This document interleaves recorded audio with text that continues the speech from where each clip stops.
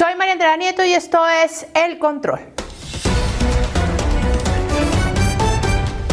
Hoy haremos el control a unas platas. Sí, les hablo del esquema de financiación con el que resultó viviendo sabroso Nicolás Petro y que quedó en evidencia en los chats que entregó la exesposa del hijo del presidente de la República, Day Vázquez, y que reveló en exclusiva Revista Semana. Recordemos algunos de los apartes. Dice Day Vázquez: deja de reunirte con ministros y demás, párale a eso, le van a mandar una carta a tu papá. Nicolás Petro: ajá, amor, sí, ya no llevo a Máximo a ninguna reunión. Day Vázquez: bueno, mira, que te lo estoy diciendo hoy, después no digas que no te lo advertí. Yo cumplo con decirte, no diré más. Dice Nicolás Petro: no entiendo, entonces, ¿qué quieres que haga? ¿Cómo crees que vamos a pagar esta casa? Day Vázquez: solo te estoy diciendo que te cuides, no hables de puestos, de plata. Se conoció que la pareja había dado la cuota inicial, es decir, 1.600 millones de pesos de una mansión que costaba aproximadamente 3.000 millones de pesos. Veamos más chats. Day Vázquez: cambié la batería y el carro no arranca y me parece raro. Nicolás Petro: ay Dios. Day Vázquez: ajá, ya estoy solucionando, yo no tengo la culpa. Nicolás Petro: donde sea el motor, eso se jodió.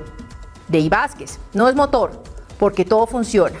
Nicolás Petro: y desde ya te lo digo, no voy a coger plata de esa que es para comprar otra casa. La pregunta que nos hacemos todos los colombianos es: ¿de dónde salió toda esa plata?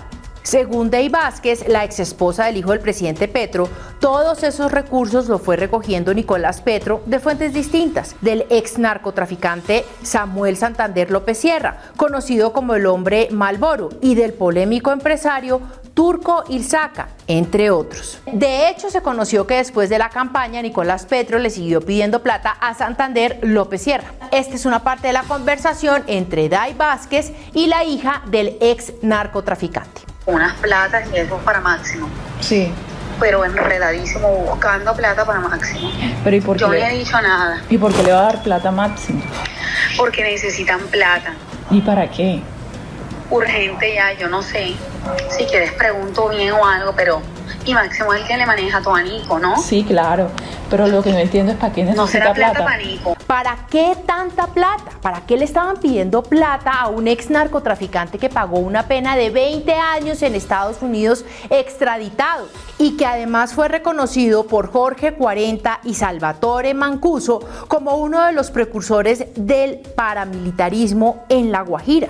Se conoció también que Nicolás Petro vive actualmente una vida muy sabrosa. La pregunta es: si solo gana 17 millones de pesos por su trabajo como diputado en la Asamblea del Atlántico, ¿cómo hace para mantener un estilo de vida tan costoso? Nicolás Petro, el hijo del presidente de la República, Gustavo Petro, emitió otro comunicado en donde precisamente nos aclara ese punto.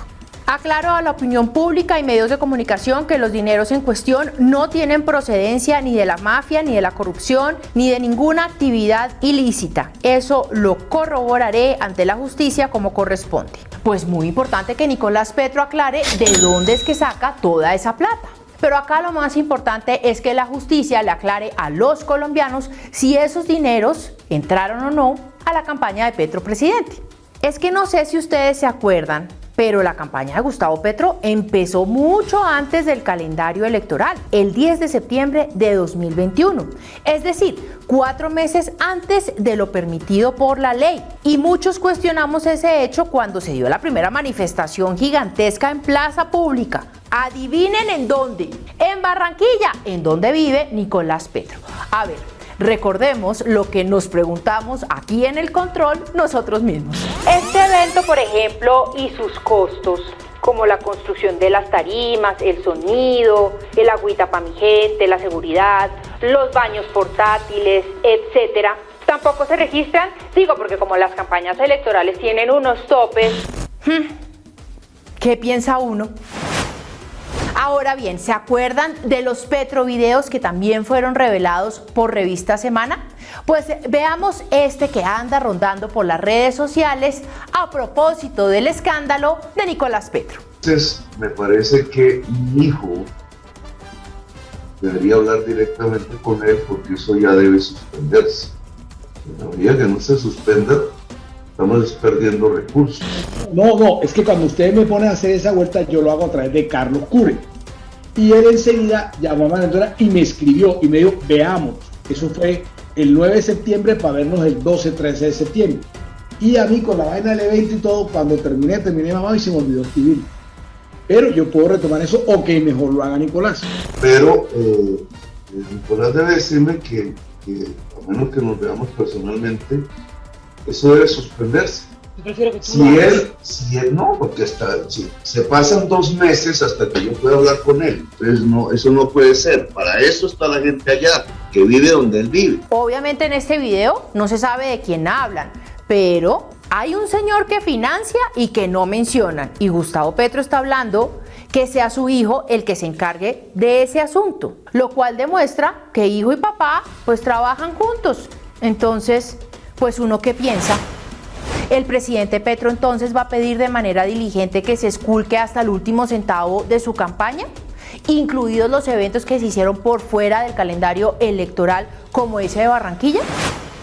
Bueno, ahora, ¿quiénes han defendido al presidente Gustavo Petro y a su hijo Nicolás en medio de todo este asunto? Pues no muchos. El primero en salir con contundencia fue el hombre Malboro, es decir, el señor señalado de haberle entregado el dinero a Nicolás Petro. Esta fue una entrevista que se conoció en RCN Radio. Estos periodistas son unos terroristas. Yo estoy dentro de los ciudadanos de colombianos. El 95% de la votación que tiene el presidente no lo conoce y jamás ha hablado con él. Yo estoy dentro de ese 95% de personas que votamos por convicción porque creemos en el proyecto político.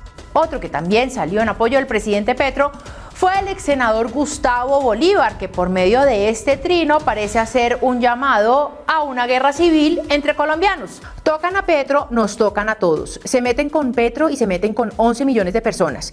Si el fascismo, neoliberalismo quiere volver al poder, nos tienen que derrotar en las urnas limpiamente como nosotros los derrotamos a ellos. Cuando el barco empieza a hundirse, pues saltan los Roys. El senador Roy Barreras, lejos de apoyar al presidente, dijo esto en su cuenta de Twitter.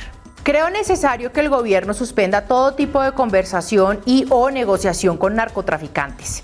Tales intermediaciones le han hecho daño al noble propósito del presidente de la paz total y son innecesarias. Aprobemos la ley de sometimiento y que se acojan a ella. Esta es la peor crisis que ha podido vivir el pacto histórico desde su nacimiento. Aunque el presidente Petro insista en decir que todo está bien, que nada está pasando, que pasó súper chévere el fin de semana con su mamá, que disfrutó mucho del Consejo de Ministros hablando de economía, que fue a San Andrés, que se reunió con los raizales y que le tocó ir en jeans al sepelio del subintendente Monroy, asesinado por los criminales en el Caguán. Lo cierto es que el gobierno está enfrentando una deslegitimación total de su discurso, y esto lo puede llevar a perder toda la gobernabilidad de la que tanto se ufanaban y hasta las elecciones de octubre. Por eso la justicia ahora tiene la palabra, porque el país necesita respuestas y pronto.